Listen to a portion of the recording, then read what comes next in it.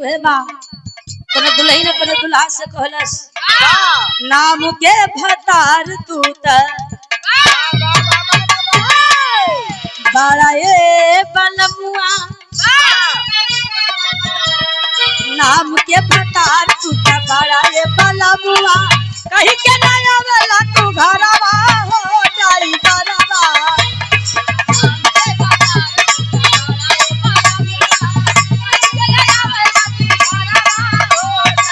जाई घरवा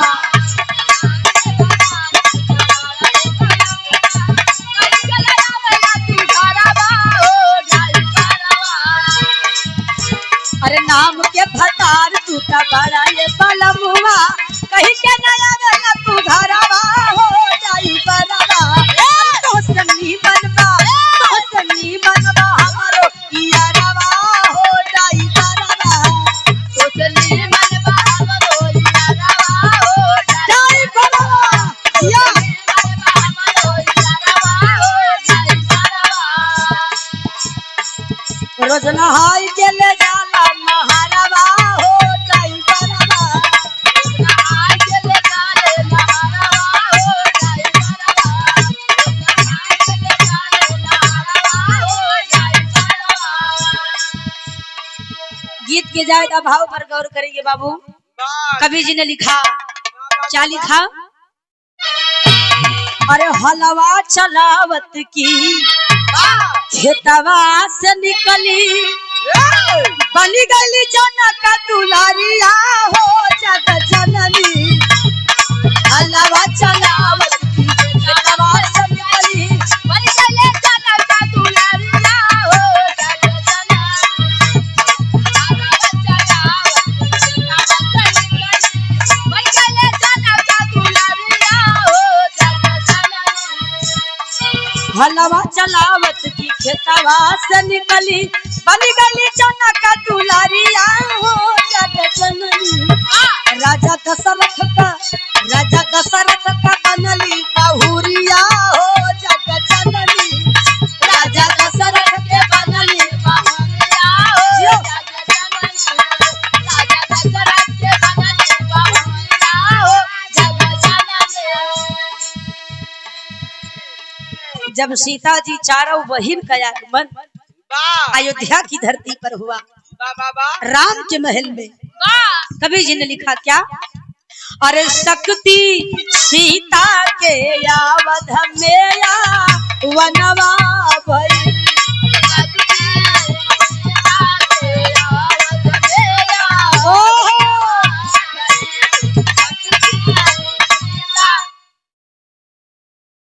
माननीय श्री नामवर नेताजी दत्तीपुर से समाज।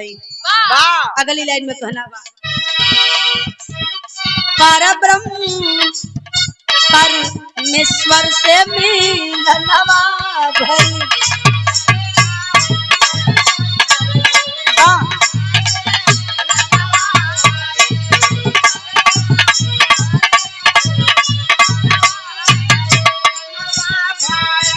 अरे खुशिया त छाए बाटे सगरो नगरिया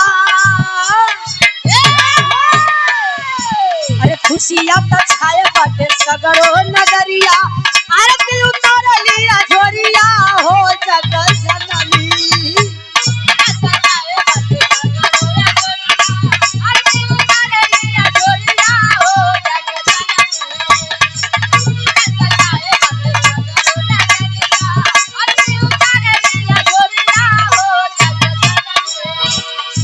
अरे राजा दशरथ के बनली बहुरिया हो जग जननी राजा दशरथ के बनली बहुरिया हो जग जननी राजा दशरथ के बनली बहुरिया हो जग जननी।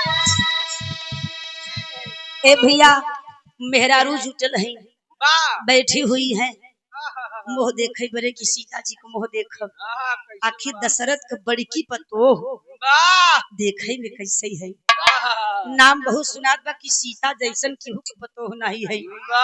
आज देखब तो पता चले कि कौशल्या का पतोह कैसन बा। वहां पर तमाम लोग बैठे हैं, महिलाएं बैठी हैं, जेके जवन दे के अपन लई पाई के बैठा है। घूंघट उठाऊ, जैसे मुखड़ा देखब वैसे मुँह दिखाई दे दे। अब बतावा जे करे 3-3 सास रहे। माननीय श्री लाल बहादुर यादव जी 6 तीनों सास मंगल गीत गावत है कि पतो हमारा बड़ी मगन है, बड़ा खुश है। कैसे भैया? वाह,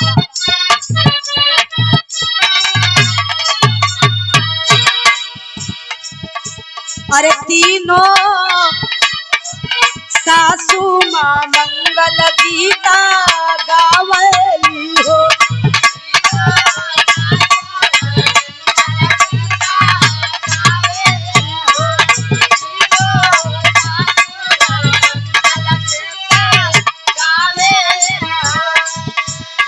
सबसे सुंदर पतोहिया सीता के पावली हो।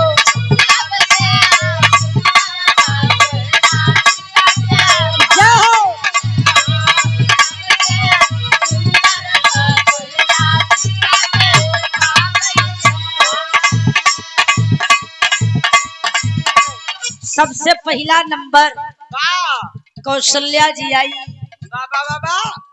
भगवान राम की कलाई पकड़कर साथ में सीता का घूंघट उठाती है, बलैया ले थई, तू हमार पतो हो नहीं, हमार बिटिया हो।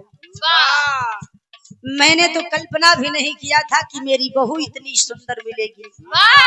लक्ष्मी स्वरूप अय मेरी बहू, आज तक ये बेटा मेरा था, लेकिन आज से इस बेटे को मैं तुम्हें सौंप रही हूँ। आज से ये राम तेरा हुआ, तेरी जिम्मेदारी है। मेरे बेटे को संभाल कर रखना, इसका ख्याल रखना। हमारे धर्म के बड़े भैया माननीय आदरणीय सुमित्रा जी का बारी आई। सुमित्रा जी लक्ष्मण का कलाई पकड़ के सीता जी के लगे लिए कहली घूंघटवा उठाई के। सीता का तो चेहरवा निहारत है, कुछ देर बदे भुलाई गई कि हम क्या करत है। सीता जी ने कहा माँ। सुमित्रा जी ने कहा मेरी बहू, तू तो चांद का टुकड़ा है, तुझे मैं क्या दूं, लेकिन हाँ एक चीज जरूर दूंगी। ये लक्ष्मण कहने के तो मेरे गर्भ से जन्मा है, मेरा बेटा है, लेकिन आज से मैं तुझे सौंपती हूँ। इसे चाहे देवर बना के रखना, चाहे बेटा बना के रखना। सीता जी ने वचन दिया कि लक्ष्मण आज से मेरा पुत्र बनकर रहेगा। ये रहेंगे तो ना मेरे देवर ही, लेकिन जो दर्जा मिलेगा इन्हें पुत्र का मिलेगा।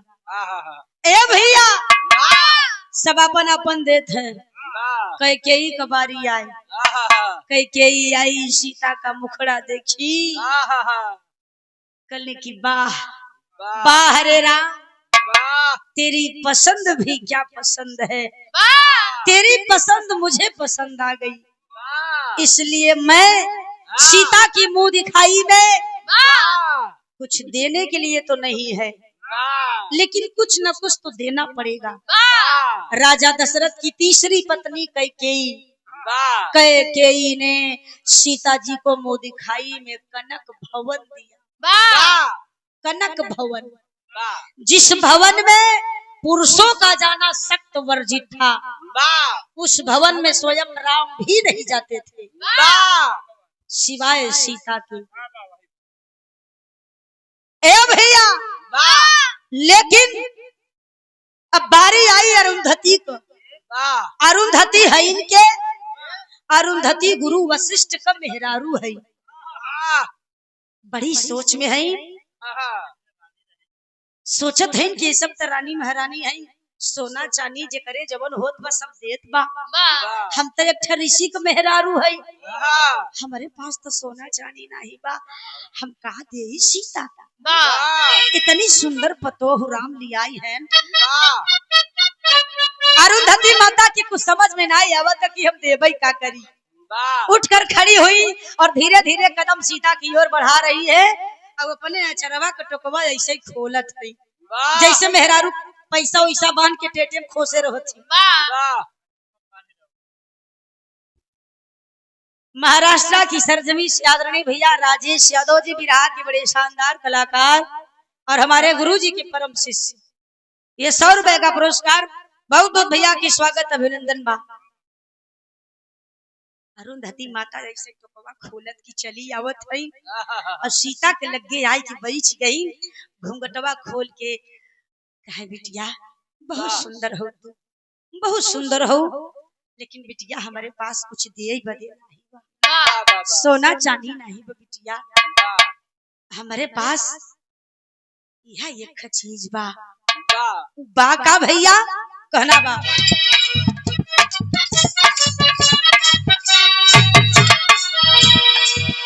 अरे अरुंधति गुरु वशिष्ठ कहे गुजरिया, दिल्ली मुँह दिखाई में मुनरिया हो जग जननी।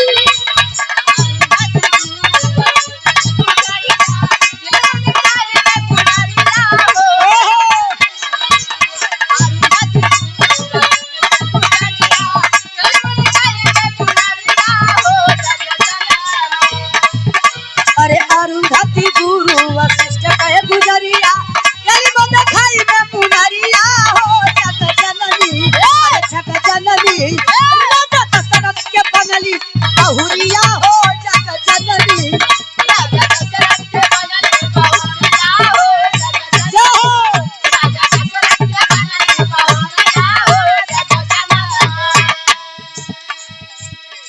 वशिष्ठ की पत्नी माता अरुंधति अपने टोक को खोलकर बाबू एक मुनरी निकाली, मुदरी मुद्रिका अंगूठी, वह मुनरिया निकाल के कहा बिटिया हमारे पास यह मुनरी के सिवाय और कुछ पाओ ना, इसे ग्रहण करो पुत्री।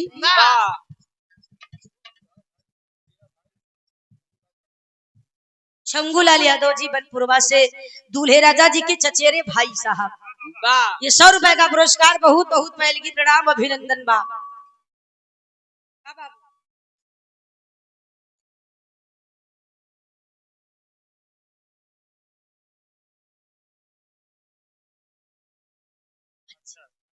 ये देखिए माननीय नाम और नेताजी समाजवादी पार्टी के वरिष्ठ नेता और काशी यादव भैया के ससुर जी, उनकर बुढ़ऊ नामवर नेताजी की तरफ से बाबूजी की ओर से ये 100 रुपए का पुरस्कार। पहले प्रणाम।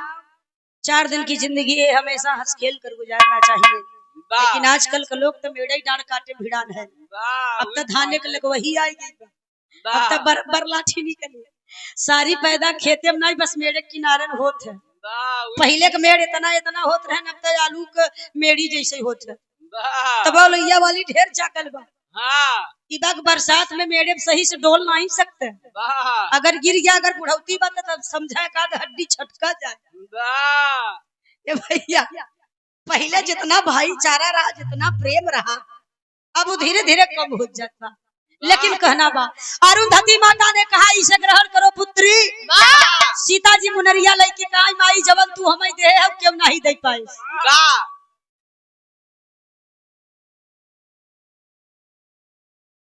भीखमापुर से श्री गिरजा शंकर यादव जी, अच्छा दूल्हे राजा जी के फूफा जी, इनकर छाती वह समय खुशी से बाबू फूल जात है। जौनी समय दुल्हा के मुड़े पर मगुर बांध ले थी, वह समय छतिया फूल के छाता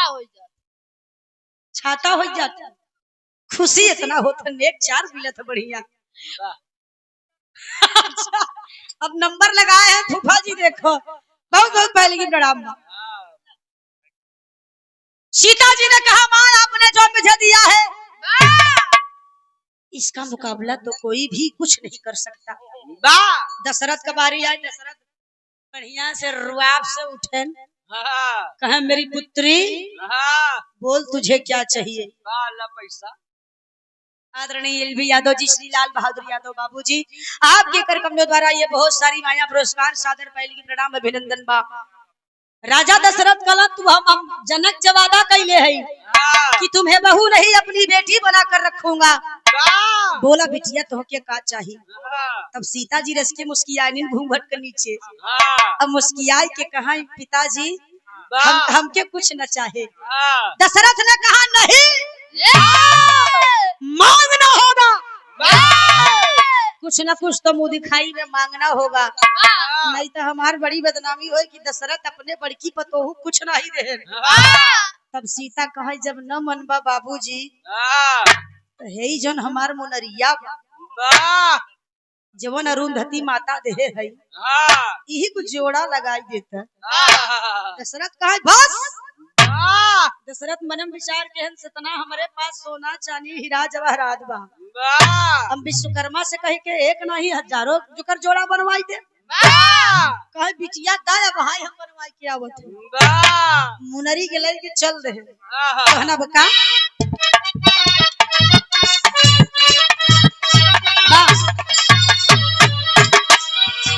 अरे सीता ससुर से जोड़ा मुनरी मांगली हो, सीता ससुर से जोड़ा।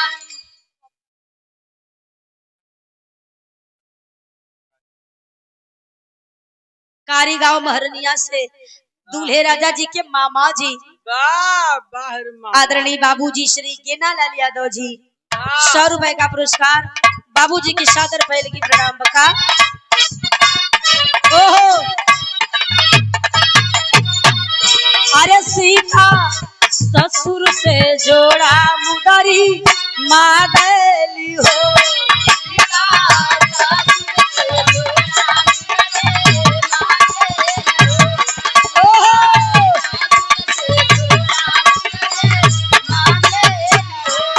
भोले नाथ के कृपा से कंगना पावली हो।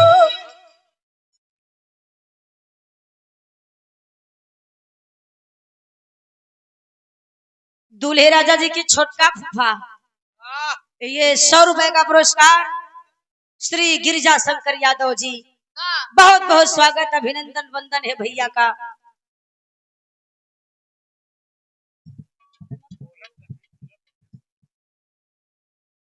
भिखमापुर से गिरिजा शंकर यादव जी बहुत बहुत स्वागत सम्मान बा। दशरथ पहुंच गए विश्वकर्मा के लगे कहीं सुना बात और जी बा हम पतोहू को वचन दे है कि हम मुरारी को जोड़ा लगा के आवत है। विश्वकर्मा जी बड़ा ध्यान से देखे कहीं देखा दशरथ जी दुनिया में और कौनो सामान जोड़ा लगा सकित है लेकिन यह मुनरी जोड़ा हम न लगा पाऊ हमारे लगे बाव नहीं।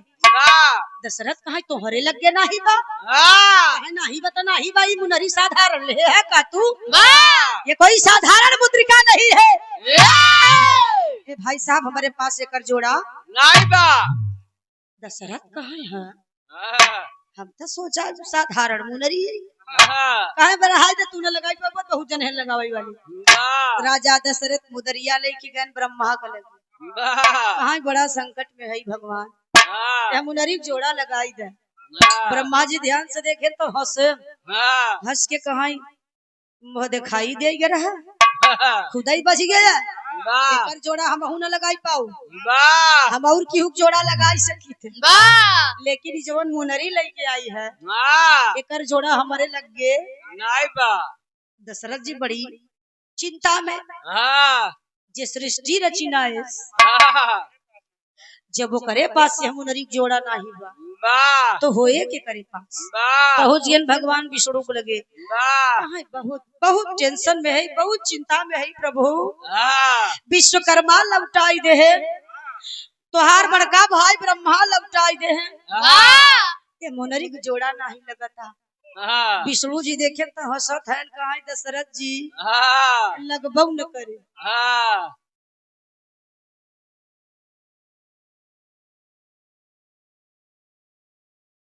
ये हम लोगों के लिए गर्व की बात है। हमारे लिए दूल्हे राजा जी के पिता श्री आदरणीय माननीय श्री सिलवंता यादव जी इस महफिल के बेताज बादशाह दूल्हे राजा जी के फादर उनके पिताजी पुष्पहार सादर 200 रुपए का पुरस्कार चरण स्पर्श गौला बजौला में कोनो त्रुटि हो जाए तो क्षमा करिएगा।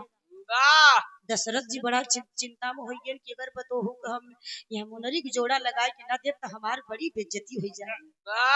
बड़े बड़े राजाओं से मैंने युद्ध किया विजय प्राप्त किया लेकिन आज हम पारिवारिक व्यवस्था में फेल हो चाहत है वह पतो हुक सामने ई मुनरिक जोड़ा नहीं लगाता। विष्णु जी कहा मेरे पास इसका जोड़ा नहीं है। राजा दशरथ बड़ी सोच में अब का करी अब की करी लगे जाए। पहुंच गए कैलाश पर्वत पर। देवों के देव महादेव भोलेनाथ के गोड़वा पकड़ के राजा दशरथ चिंता व्यक्त करत है। हे महाकाल इज्जत तोहरे हाथे बा। महादेव। राजा दशरथ कभी किसी के सामने नहीं झुका। झुका तो आपके सामने झुका। सदैव आपको पूछता हूँ मानता हूँ लेकिन आज बड़ी दिक्कत बा। भोलेनाथ कहे राजा दशरथ आपको दिक्कत इतनी बड़ी चिंता क्या समस्या है। राजा दशरथ वही मुनरिया निकाल के दिखाओ कहा सारी समस्या का जड़ ये मुनरी बा। भोलेनाथ कहे समस्या तो बड़ी भारी बा। कहाँ कहाँ गए दशरथ बताए सब तू गए लेकिन एकर जोड़ा नहीं लगा। अब आखिरी उम्मीद आप से बा नहीं तो हम वचन हारी जा। तब भोलेनाथ ने कहा कि जो मैं इसका जोड़ा लगा रहा हूँ उसकी खूबी भी बता रहा हूँ। सुनिए इस मुदरी का जोड़ा भोलेनाथ कौना चीज से लगावत है।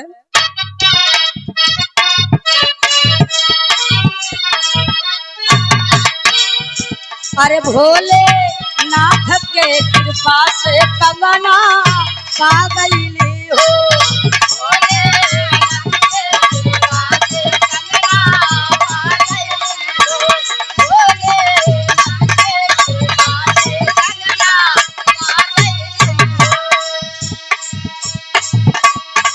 देवों के देव महादेव बाबा भोलेनाथ ने उस मुद्रिका का जोड़ा कंगन से लगाया।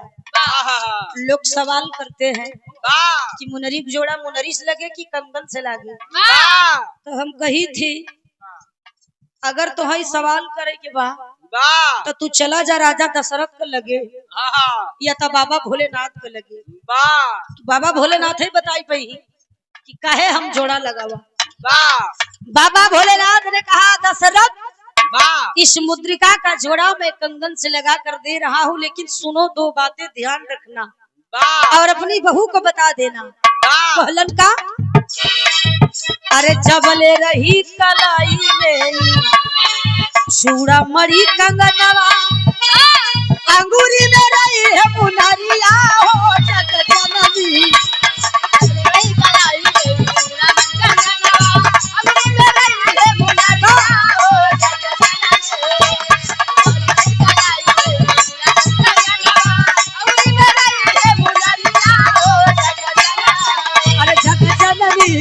राजा दशरथ के बनली बहुरिया हो जग जननी।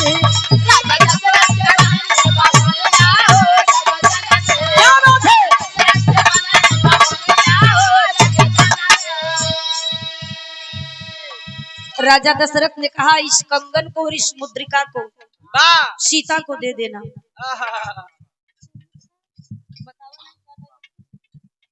दे देना और दे करके ये बात बता देना कि जब तक ये मुदरी और कंगन सीता के पास रहेंगे तब तक सीता का कोई हानि नहीं होगा।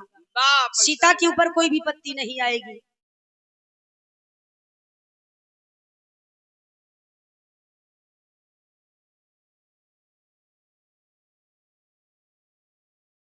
आदरणीय श्री कल्पनाथ यादव जी अच्छा पूर्व जिला पंचायत सदस्य भी रह चुके हैं। संसारापुर की पावन ऐतिहासिक सरजमी से पूर्व जिला पंचायत सदस्य रह चुके हैं। भगवान करें माई भगवती करें कि भैया हमारे वंशी बने कोनो बढ़िया से पद मिले समाज में और भी नाम हो विकास हो। आपकी तरफ से पूरा ले ली भैया ये सादर 200 रुपए का पुरस्कार स्वागत अभिनंदन वंदन बा ले ले भैया। लेकिन कहना बा भोलेनाथ राजा दशरथ से कहते हैं सीता से कह देना कि उंगली में मुद्रिका और कलाई में कंगन दोनों हमेशा साथ रखेंगी। जिस दिन इन दोनों में से कोई एक बिछड़ जाएगा आहा उस दिन से सीता का हानि शुरू हो जाएगा। वाह बाबा उस दिन से क्या होगा क्या नहीं होगा ये सीता को समझा देना। बस इन दोनों में से कोई एक भी सीता से अलग ना हो। वाह राजा दशरथ कहा बस महाराज एकर तू जोड़ा लगाई दिया कंगन ले न मुनरी ले वाह लई के पहुंचल सीता के लगे हाँ सीता के पकड़ाई दे वाह सीता भसत हई हाँ बाबूजी बड़ा पसीना पसीना भया। हाँ। अरे बिटिया बस कर ये हम सोचे रहे कि लगी जाए लेकिन बड़ा मेहनत से ये हम लेके पावा है। वाह और जो कि जिला पंचायत सदस्य के उम्मीदवार भी है प्रत्याशी है माई भगवती करे कि भैया भारी मतों से विजय प्राप्त करे और संसारापुर की सरजमी से भैया कल्पनाथ यादव जी भैया की तरफ से पुनः 100 रुपए का पुरस्कार माई भगवती करे कि भैया हमारे बढ़िया से जीते क्षेत्र का विकास हो। बहुत बहुत पहले की प्रणाम। ए भैया वही मुनरिया वाह जब वनवास हो गए 14 बरस हाँ सीता जी कहा नहीं बाबूजी हम उनके साथ जावे।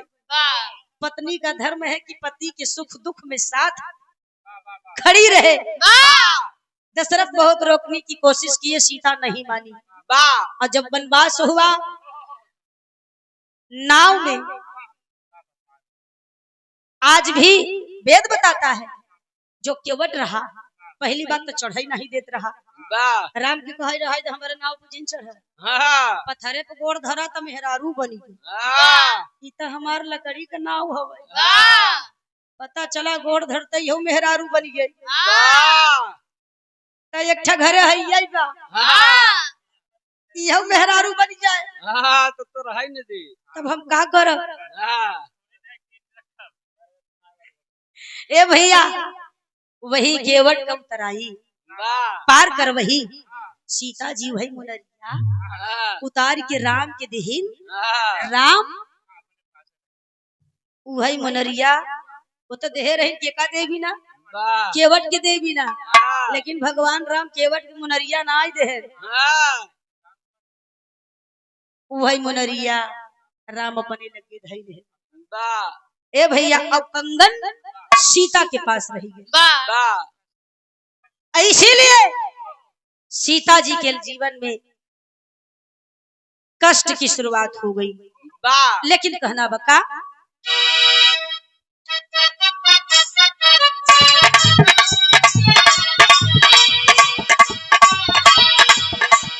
आखिरी और अंतिम लाइन में कहना बका अरे जदू जहांगीर स्वर्गवा के वासी भरे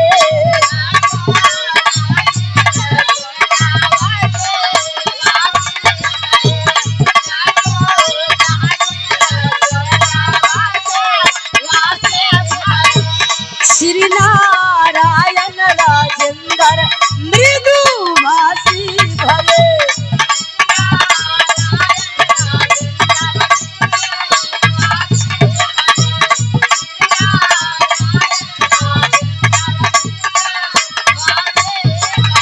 अरे लठाई प्रियंका कलर है लगी किया हो अरे श्याम धर का चमके सयरिया हो जग जननी रामचंद्र के सुंदर कैयरिया हो जग जननी।